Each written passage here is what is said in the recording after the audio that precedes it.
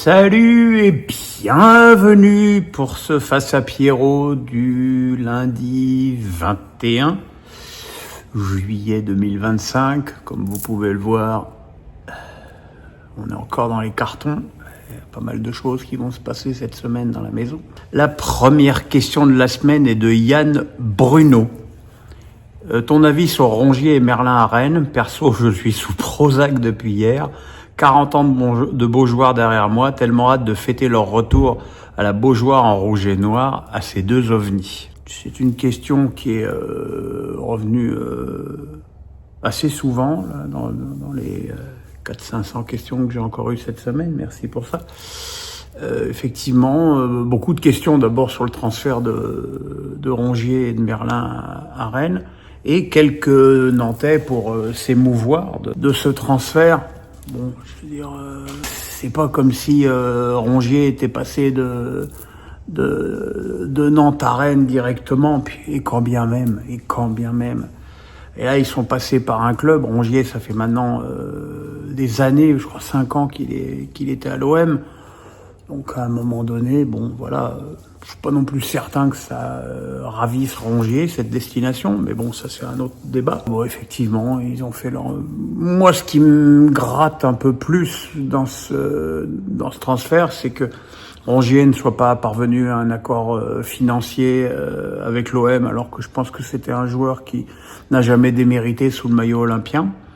Et puis Merlin, c'est quand même un très jeune joueur qui a plutôt fait un très bon tournoi espoir et qui, à mon avis, il n'était pas indispensable de se séparer aussi vite. Mais bon, ça c'est la politique marseillaise de pratiquer comme ça. Boris Lair.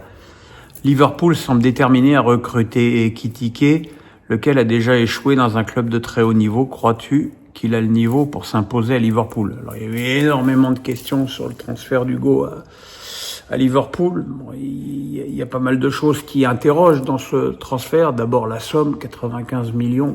Donc, si on parlait d'un joueur qui avait marqué 35 buts avec l'Eintracht Francfort, je ne dis pas, mais bon, là, voilà. Visiblement, Liverpool a investi sur ce qu'il croit être un potentiel. Potentiel, il est étiqueté là, bien évidemment. Maintenant, 95 millions, c'est quand même énormément d'argent. C'est effectivement un joueur qui a déjà échoué dans un grand club au PSG. Bon, maintenant, c'était il y a 2-3 ans, donc on peut espérer qu'il ait pris un petit peu de bouteille. Mais je trouve que c'est un transfert d'abord extrêmement coûteux et puis très risqué. Maintenant, je lui souhaite de réussir. En tout cas, ce qui est un truc qui est sûr, c'est que l'Eintracht Francfort sait vendre ses attaquants mieux que quiconque. Hein. Ça, c'est une évidence. Carlito, bonjour Pierre. Quel est votre rapport avec l'IA? En utilisez-vous certaines? Comment voyez-vous l'arrivée de ces derniers, notamment dans le milieu du journalisme? C'est le nouvel outil des feignants. Ça, c'est évident. Hein. Maintenant, tu peux faire un article en 20 secondes sur n'importe quoi. Et je trouve ça très problématique, même si c'est quelque part assez rapidement détectable à la lecture. Non, j'avoue que je suis pas très client de l'IA. Alors évidemment, j'ai fait les petits starter packs comme tous les crétins. À un moment donné, ça m'a amusé de faire ça. J'en ai fait avec moi, j'en ai fait avec ma femme. Voilà. Mais non, sinon, j'ai pas d'intérêt à consulter l'IA dans ma vie de tous les jours. Giuliano Luca. Je trouve que la lutte au maintien impliquera beaucoup plus de clubs la saison prochaine que la lutte pour l'Europe. Nantes, surtout avec la perte de Simon et un recrutement low cost, Angers, Metz, Auxerre, Le Havre, le PFC, Lorient, voire même Toulouse. Quelle équipe tirera, selon toi, son épingle du jeu et laquelle te semble le moins armée pour se maintenir? Déjà, j'ai un peu de mal à mettre le PFC dans ce train-là. Je pense que le PFC est en train de bâtir une équipe qui devrait lui permettre d'éviter la lutte pour le maintien. Oui, la lutte pour le maintien va être serrée et elle l'est de toute façon depuis le passage de la Ligue 1 à 18 clubs. C'est un phénomène que finalement peu de gens ont identifié à ce moment-là. En resserrant l'élite, tu resserres aussi la course pour le maintien. C'est-à-dire que maintenant, un club qui termine 17e, 16e plutôt, il est en barrage. Je pense que c'est un problème pour les équipes qui jouent le maintien, parce que ça les oblige à recruter peut-être un petit peu, certainement plus que quand il y avait une Ligue 1 à 20 clubs.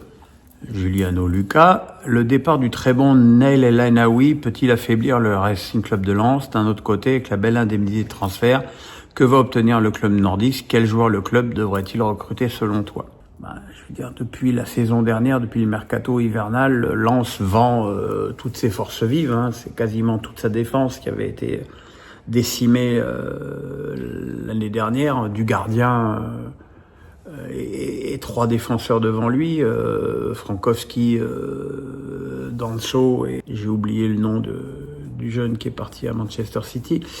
Medina est parti à Marseille cette intersaison, El Ainaoui aussi a été vendu.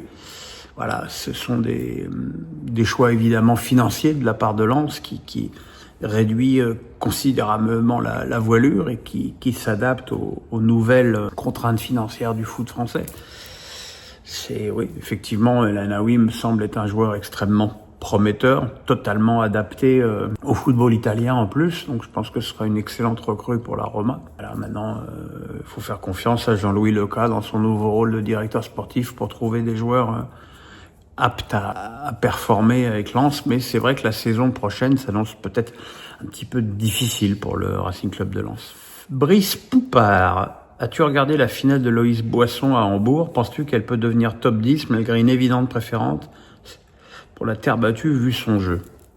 Alors oui, j'ai vu sa demi-finale et sa finale.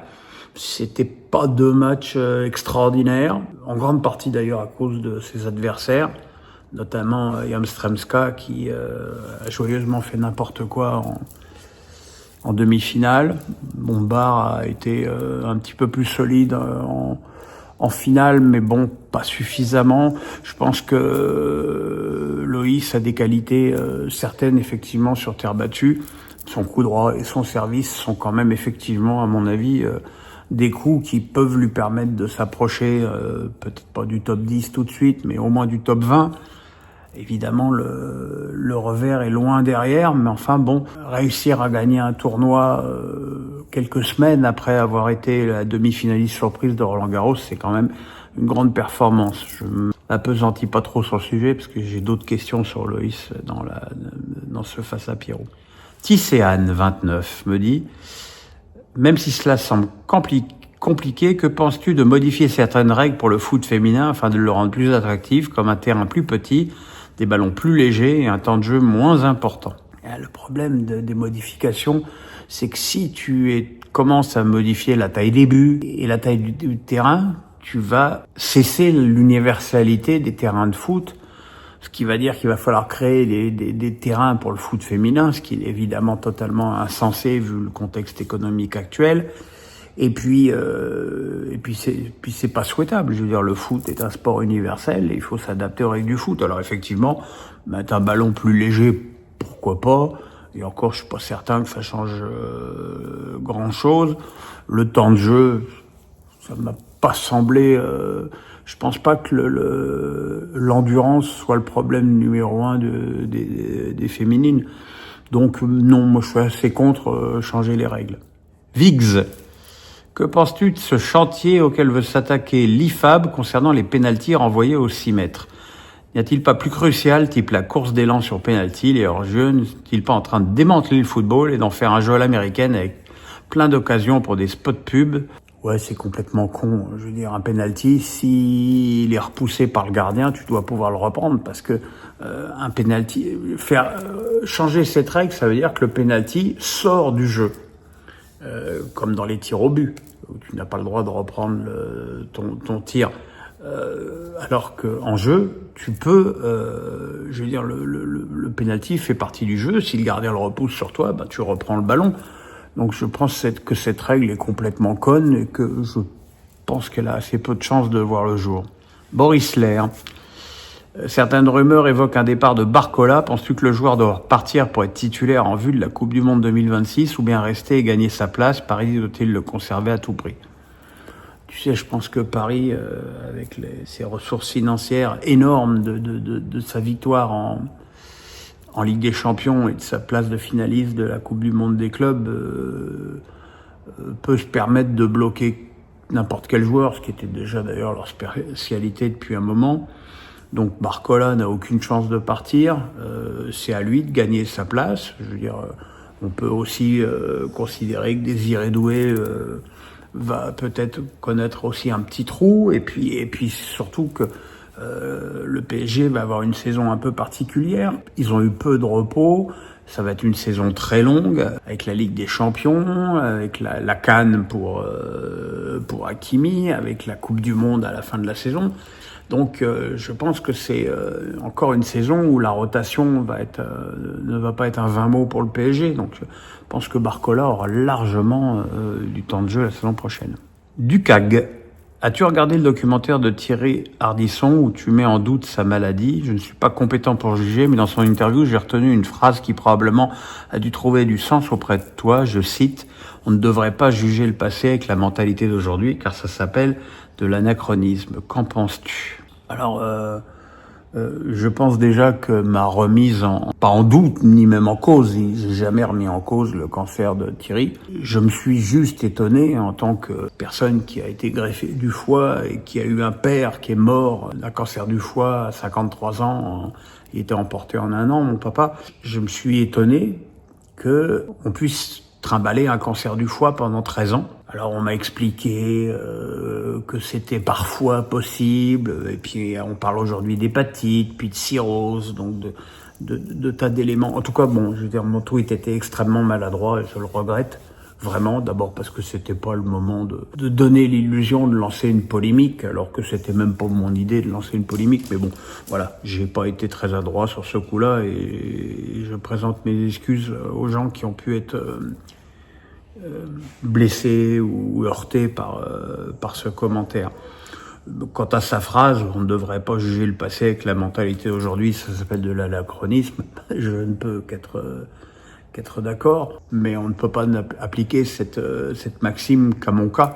On peut l'appliquer à beaucoup de monde, et il est évident qu'il se passait à l'époque de Chavannes, même d'Hanouna, il y a quelque temps, des choses à la télé qui ne sont plus admissibles aujourd'hui, qu'on peut d'ailleurs, même avec Ardisson, bien évidemment, on peut regretter d'ailleurs tout ça, hein, on peut trouver que la télé de l'époque était beaucoup plus permissive, subversive, corrosive, voilà. Mais effectivement, oui, aujourd'hui, effectivement, on ne peut plus rien dire, on ne peut plus rien faire, et c'est regrettable.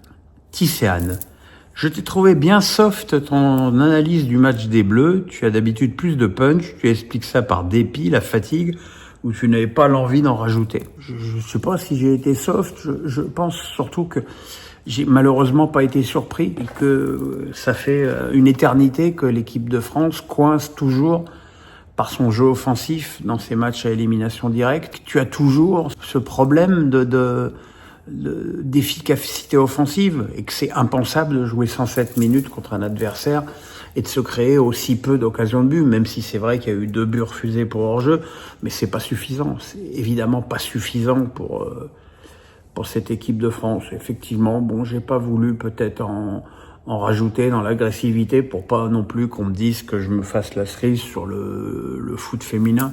Je pense que le foot féminin s'est suffisamment fait une mauvaise pub avec ce match pour ne pas effectivement en rajouter.